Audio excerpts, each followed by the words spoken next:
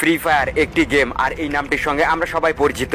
এমনকি এই free fire crore crore মানুষের মন জয় করেছে, এবং বর্তমান সময় ফ্রি ফায়ারই হচ্ছে এমন একটি গেম যেটা কোটি কোটি গেমের মাঝখানে 1 নাম্বার পজিশনে র্যাঙ্ক করতেছে। কিন্তু কথা যদি আসে ইতিহাস সম্পর্কে, কজন জানো ফ্রি ফায়ারের ইতিহাস সম্পর্কে?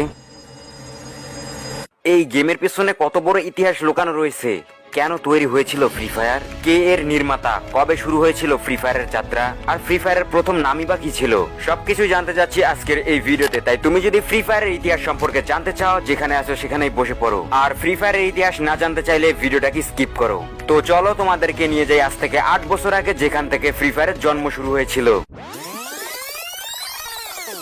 সাল 2017, ঠিক সেই সময় যে সময় পাবজি এবং ফর্টনাইটের মতো গেমগুলো রাতারাতি অনেক বেশি পপুলার হয়ে যাচ্ছিল। পাবজি এবং ফর্টনাইট পপুলার হলেও সেই গেমগুলো সবাই খেলতে পারতো না, কারণ পাবজি এবং ফর্টনাইট গেম খেলতে হলে অবশ্যই প্রয়োজন হতো গেম কনসোল কিংবা পিসির, যেটা সবার কাছে ছিল না, আর মধ্যবিত্ত হওয়ার কারণে সবাই এটাকে কিনতেও পারতো না।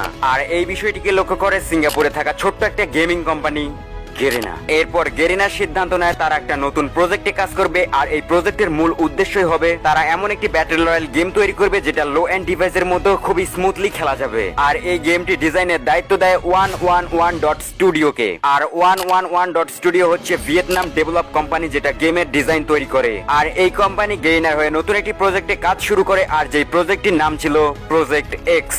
এবং এই প্রজেক্টটি কমপ্লিট করতে প্রায় 5 থেকে 6 মাস সময় লেগেছিল, এবং তারপর এই প্রজেক্টের বিটা ভার্সন 2017 সালের 30 সেপ্টেম্বর লঞ্চ হয়। আর এই প্রজেক্টের নাম প্রজেক্ট এক্স থেকে পরিবর্তন করে ফ্রি ফায়ার এপিকে তে কনভার্ট করা হয়, যেটা একটা বিটা ভার্সন।